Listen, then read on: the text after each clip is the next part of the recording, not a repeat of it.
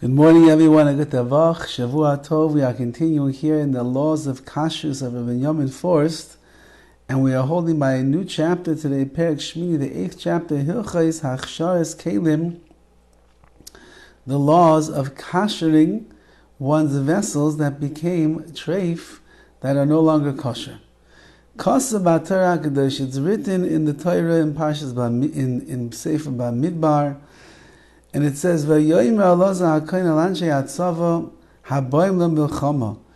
Elazar HaKohen said to the men, the soldiers that were returning from war, "Zeischu kas haTorah she'etziv Hashem es Moshe." This is the laws that Hashem taught to Moshe. Ach es hazahav ve'es hakosef, gold and silver, ve'es hanechoshes and copper, ve'es habarzel and metal, iron, ve'es habidil, ve'es haoiferes, and lead and the like, steel, kol davar asher yava ba'esh, any type of material that can be passed through fire.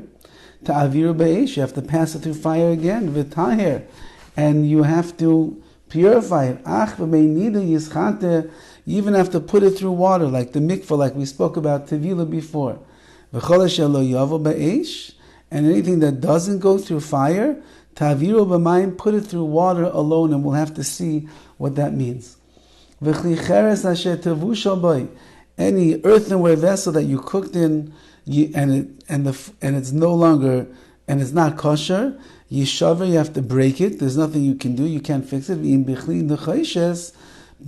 However, if you ended up cooking something in a copper vessel, u'mayrek v'shuta b'mayim, then you have a way to fix it by passing it through the fires or the waters. And we will see as we're going to explain what these psukim are talking about. They're talking about when you have vessels that are coming from non-Jews that they're not kosher. Obviously not kosher food was cooked in there.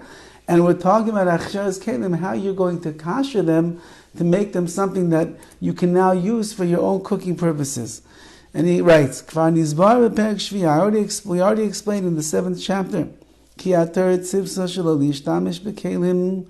Torah says you're not allowed to use vessels. You cannot use vessels that were used with non-kosher food before you kasher them. Hatam, what is the reason? I mean, the food is not in the vessel right now while you're cooking. Let's say you cleaned it out really well. Why do you have to kasher them? Because at the time that you're cooking the food inside this vessel that is not kosher, nivlo mitama iser b'dafnei akli, so the flavor of that food that is also that is no good gets absorbed in the walls of the vessel. V'kasher shuv yizbashel ba'isei kli meichel kosher, and kasher shuv, when you go and you cook in that kli food that is kosher, yiflo that kli as tama iser l'teicha meichel kosher.